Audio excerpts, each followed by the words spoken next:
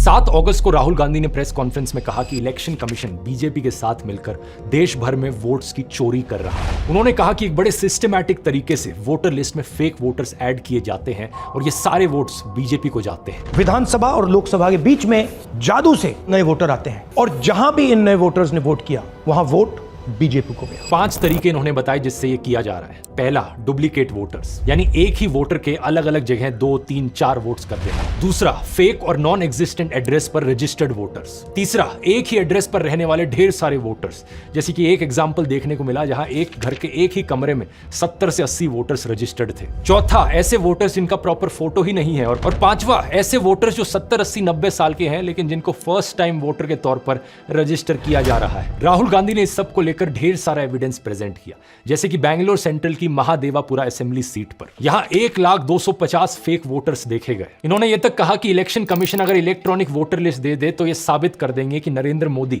धांधली करके प्रधानमंत्री बने हैं। जब इतना बड़ा एक्सपोजे किया गया और इतने बड़े बड़े आरोप लगे तो पता है इलेक्शन कमीशन ने क्या जवाब दिया? कुछ ही सेकंड्स के अंदर वो ट्वीट करके कहते हैं कि ये एलिगेशंस मिसलीडिंग है। कोई इंक्वायरी नहीं, कोई चेकिंग नहीं, किसी एग्जैक्ट पॉइंट का कोई काउंटर जवाब नहीं, बस मिसलीडिंग घोषित कर दिया। और ऊपर से यह कहा इलेक्शन कमीशन ने कि अगर जांच करवानी है, जांच तभी होगी जब राहुल गांधी एफिडेविट पर साइन करके ओथ लेंगे कि ये सारा डेटा सही है। बताओ जरा। लेकिन कुछ मीडिया हाउसेस ने अपनी इन्वेस्टिगेशंस करी। इंडिया टुडे ने अपनी इन्वेस्टिगेशन करी जिसमें राहुल गांधी का महादेवापुर में मुन्नी रेड्डी गार्डन के हाउस नंबर 35 पर 80 वोटर्स का रजिस्टर होने का दावा सही मिला। ये 10 से 15 स्क्वायर फीट का एक कमरा था जिसमें केवल एक व्यक्ति रहता है, जिसके हिसाब से इस घर का ओनर बीजेपी से जुड़ा जयाराम रेड्डी है। लेकिन इस एक कमरे के एड्रेस पर 80 से ज्यादा वोटर्स रजिस्टर्ड थे। अब बात यहां पर यह है दोस्तों कि पहली बार नहीं है ऐसे आरोप लगे हों। दिल्ली इलेक्शन से पहले भी ढेर सारे सबूत प्रेजेंट किए थे आम आदमी पार्टी ने, जो दिखा रहे थे कि एक वोटर फ्रॉड हो रहा है। इन्होंने एक ही विधानसभा में शादरा में 11,008 वोट काटने के लिए एप्लीकेशन दी।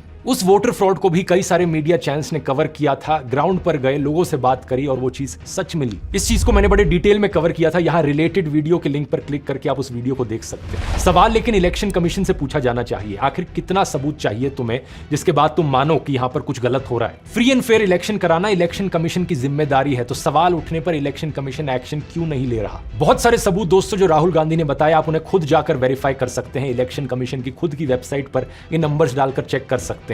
ये बात बार बार सही साबित हो रही है। और अगर सुप्रीम कोर्ट और इलेक्शन कमीशन यहां पर एक्शन नहीं लेंगे तो यहां हमारा देश एक डेमोक्रेसी है भी या नहीं?